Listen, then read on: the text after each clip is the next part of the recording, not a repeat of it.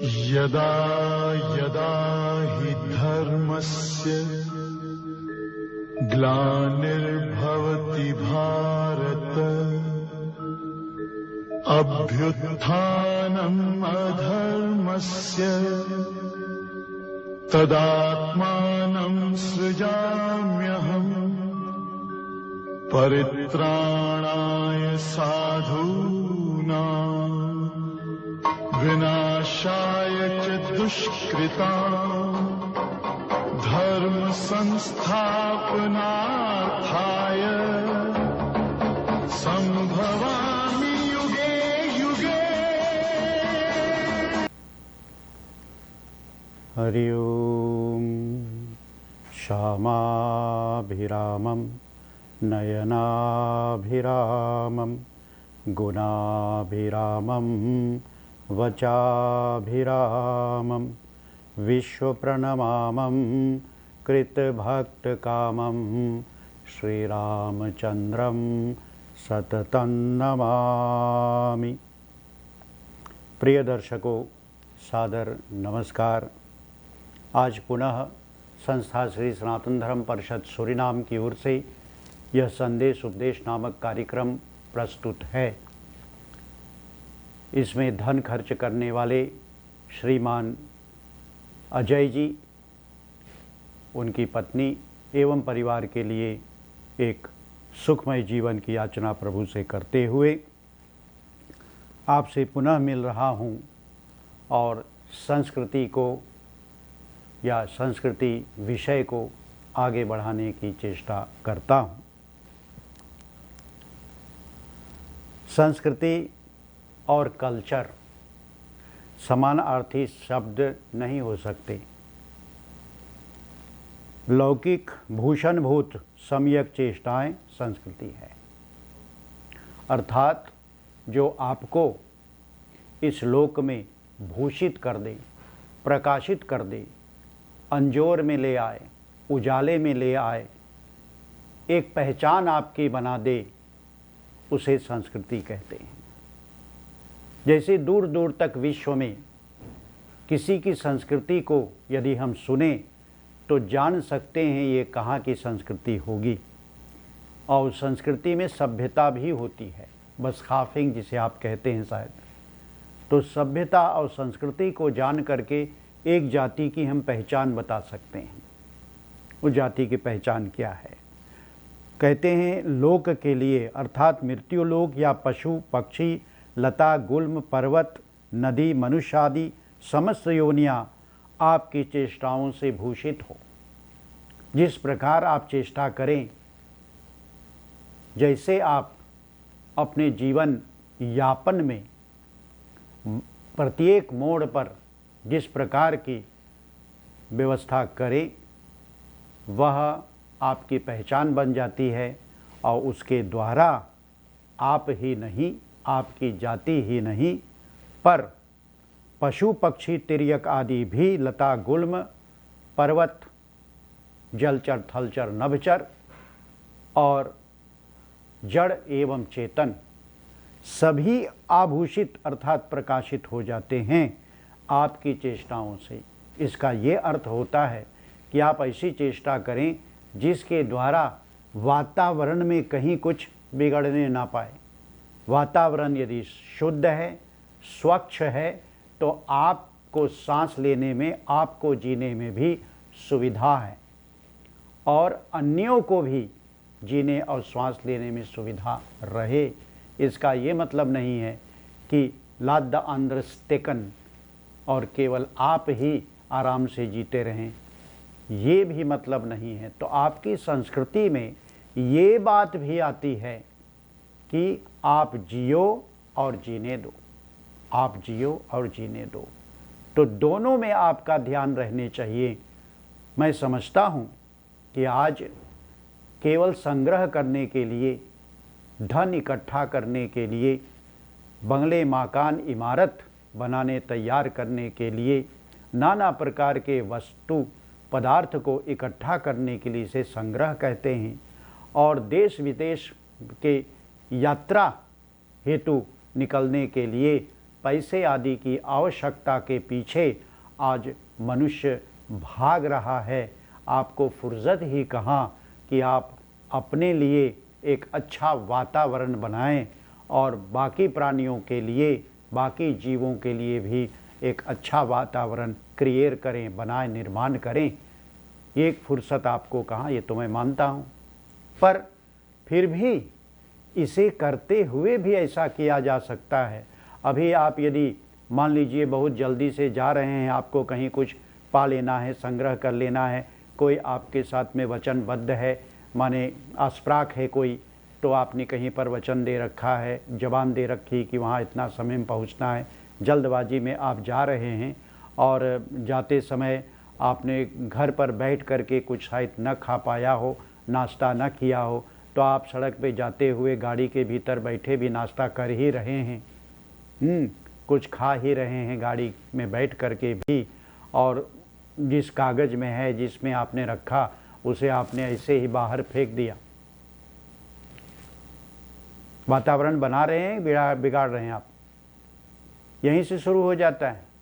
एक कागज़ का टुकड़ा भी आप यदि ऐसे ही फेंक देते हैं, जहाँ पर उन्हें फेंकने के लिए स्थान बताया गया है कि आप उसे किसी चीज़ में रखिए, और अंत में उसे जो इन प्रकार के पदार्थों को लेने के लिए गाड़ी लेकर के आते हैं, आपके द्वार आंगन तक पहुँचते हैं, वहाँ पर आप उसमें रख दें, या वे ही उठा करके रख लेते हैं और लेके चले जाते हैं।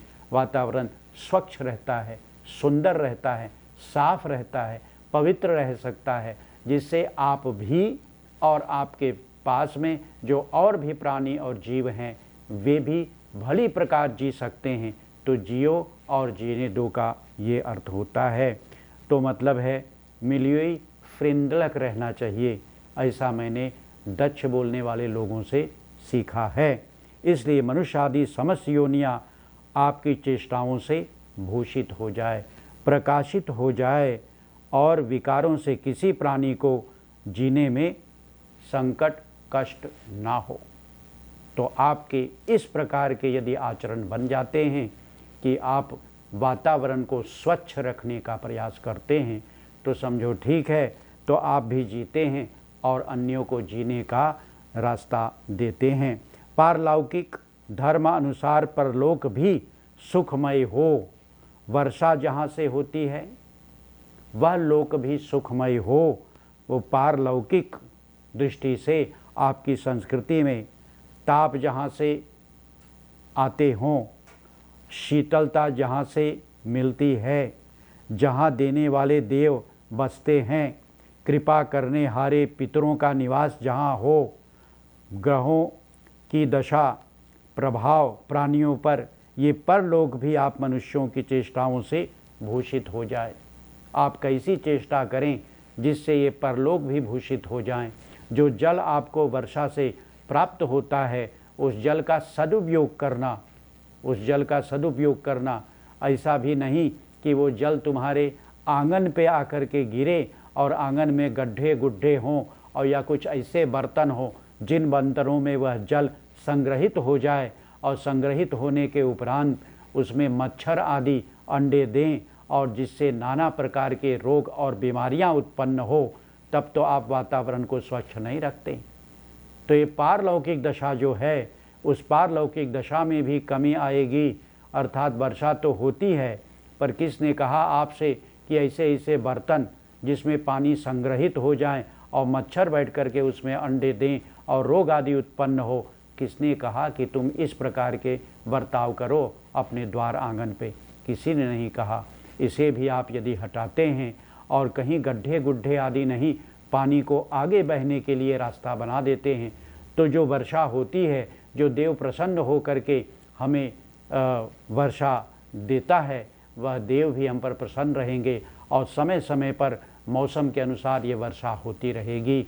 जहाँ से हमें ताप मिलता है, उन ताप के लिए भी हमें सावधान रहना है कि उन तापों को हम कैसा उपयोग और प्रयोग करें। आज तो ये हो गया है कि आप एक सेल खरीद लेते हैं, उसे अपने छत पर रख देते हैं, उसमें जो ताप आता है उस ताप से उसमें एनर्जी बन जाती है, और एनर्जी से आपके घर में चिराग रोशनी आदि सब कुछ हो जाए, तो सदुपयोग होता है ताप का। इस प्रकार से उस ताप जहाँ से भी आता है वह परलोक भी आपके सिद्ध हो, क्योंकि आपने उस ताप का सदुपयोग किया है।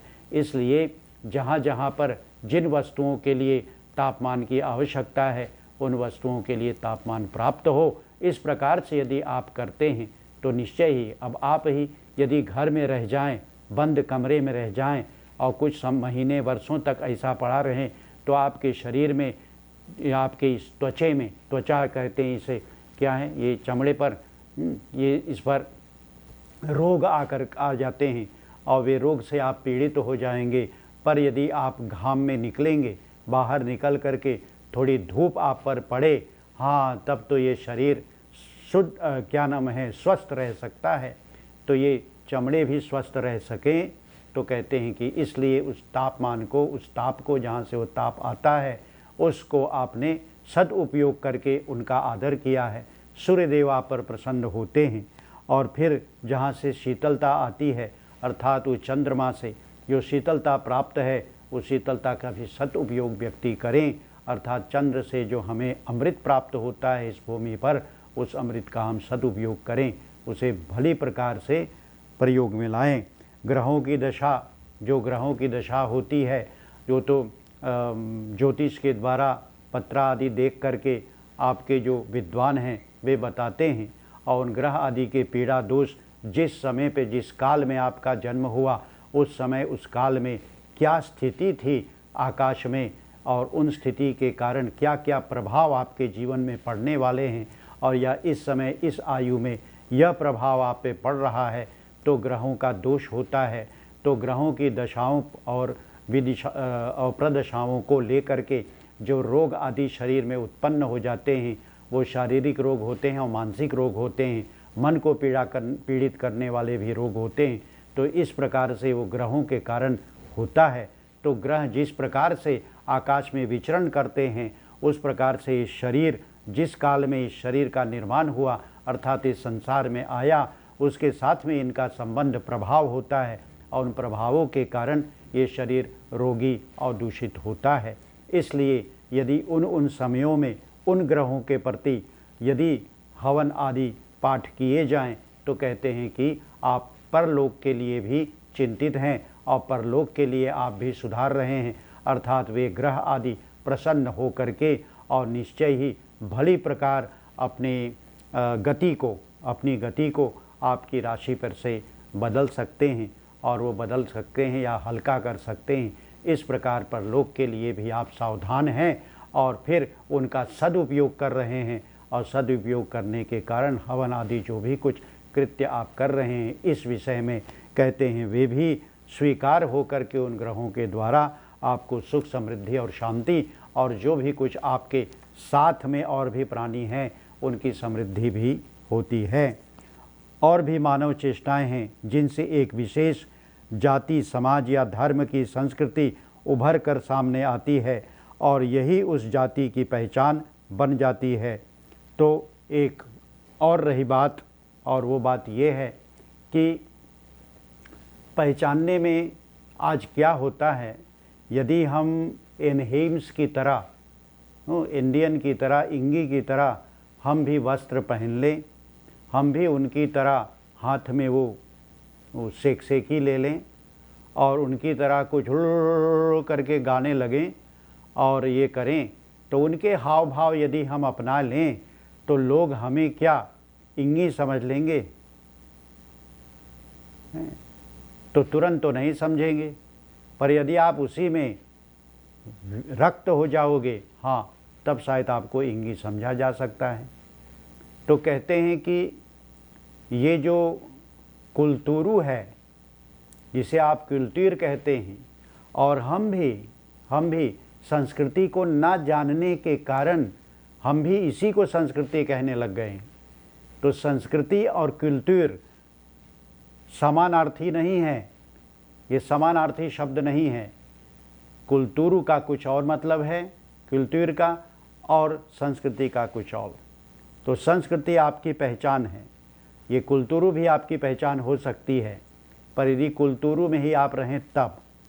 पर ये कुलतुरु के लिए थोड़े समय के लिए नाटक खेलते हैं, धोती पगड़ी बांध लेते हैं और या तो जामा जोड़ा पहन लेते हैं और या तो कुछ और जैसा आप चाहते हैं वैसा अपने को बना लेते हैं। तो थोड़े समय तक के लिए आपकी पहचान बोले राजा है, बादशाह है, नौकर है, हलकारा है, ये नचनिया है, ये सब कुछ तो नाटक में है, हो जाता है। पर क्या वह नाटक आपकी पहचान है? नहीं ना। उस नाटक से आप कुछ संदेश देना चाहते हैं समाज को, तो बड़ी अच्छी बात है। तो आप जो संदेश देना चाहते हैं, जो संदेश उस नाटक के पीछे या साथ में है या उसके मध्य में है, ठीक, जो उसकी कथा वस्तु है, उस नाटक की कथा वस्तु को आप प्रस्तुत करके समाज को एक संदेश उसके साथ देते हैं, बड़ी अच्छी बात है। बधाई उन लोगों को कि जो नाटक के द्वारा एक विशेष शिक्षा, एक विशेष संदेश समाज को दे रहे हैं। बहुत अच्छा कार्य हो रहा है, पर वह संस्कृति नहीं है, वह संस्कृति का एक अंग है। तो एक अंग को संस्कृति नहीं कहते। मनुष्य हाथ नहीं है, हाथ मनुष्य का एक अंग है, पाँव मनुष्य का एक अंग है। तो अंगों को आप शरीर नहीं कह सकते, शरीर का अंश है, अंग है। तो इस प्रकार ये नाटक आदि जो हैं, नाटक के साथ साथ गीत है, गाना गाए जाते हैं। तो कभी कभी जाति के गीत है, लोकल गीत है, फोकल गीत है, और क्या क्या गीत हैं। ये अनेक प्रकार के गीतों से व्यक्ति समझ लेता है कि ये हिंदुस्तानी हैं। इस प्रकार से गीत गाने वाले हिंदुस्तानी होते हैं, और जो दूसरी प्रकार से गाएं वे हिंदुस्तानी नहीं, दूसरी प्रकार की जाति है। तो जब सामने देखेंगे तभी पता चलेगा कि कौन जाति कौन सा गीत गा रहा है। तो गीत से उसकी पहचान भी नहीं है, उसकी पहचान उससे भी नहीं। तो ये भी संस्कृति नहीं है। संस्कृति जो आपको भूषित कर दे, प्रकाशित कर दे, सामने ला दे, आपको, आपकी जाति को बता दे कि आप कौन हैं। तो आपकी पहचान जो बने वह संस्कृति है। और आप नारायण, आपकी पहचान के अतिरिक्त ये जो नारायण गीत आदि हैं, वाद्य हैं, बाजा हैं, तो हारमोनिया, ढोलक, डंटाल बजें तो समझो हिंदुस्तानी है, वहाँ हिंदुस्तानी ही बजा रहे हैं, चाहे आप सुने उसे। और प्रत्यक्ष देखने तब पता लगेगा कि ये जो ढोल बजाने वाला हिंदुस्तानी नहीं, कोई और है। तो केवल बाजा से, वाद्य से ही पहचान नहीं होती, वो एक अंग है केवल संस्कृति के, और संस्कृति से पहचान होती है।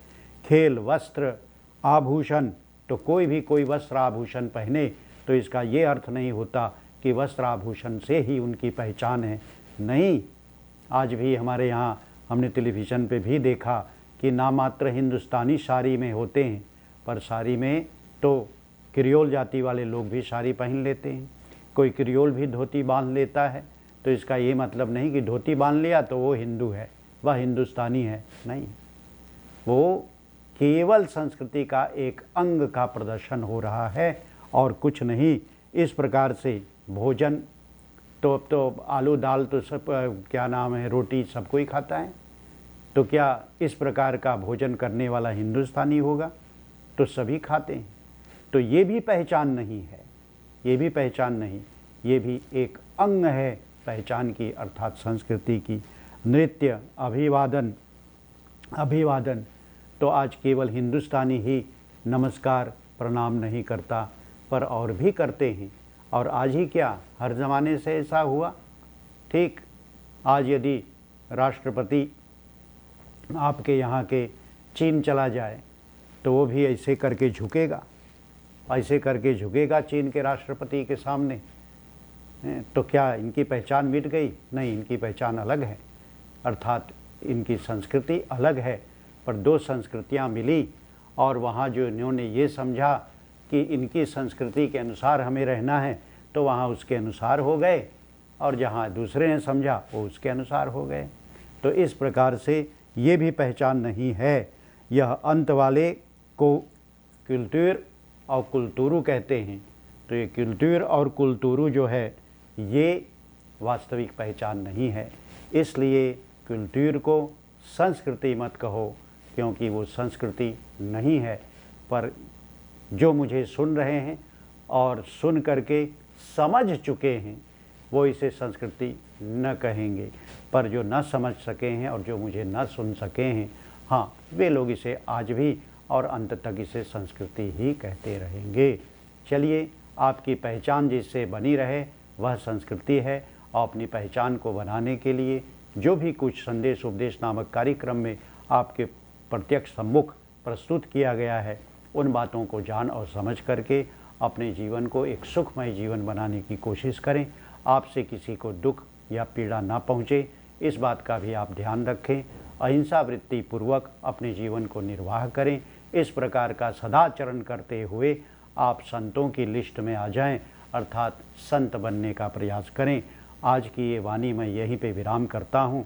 धन खर्च करने वाले अजय श्रीमान और उनकी पत्नी श्रीमती को तथा परिवार के लिए एक सुखद जीवन की याचना करते हुए आप सब सुखी रहें, और आपका प्रयास सदैव इस बात को जान करके संदेश उपदेश नामक कार्यक्रम में दिए गए उपदेशों को श्रवण करके उसे समझ अपने जीवन में उसे उतारने का प्रयास आपका हो। इस आशा के साथ वाणी को विराम देता हूँ। हरि ओम। शांति शांति शांति। यदा यदा हि धर्मस्य ग्लानिर्भवति भारत अभ्युत्थानम् अधर्मस्य तदात्मानं सृजाम्यहम् परित्राणाय साधूनां विनाशाय च दुष्कृतां धर्म संस्थापनार्थाय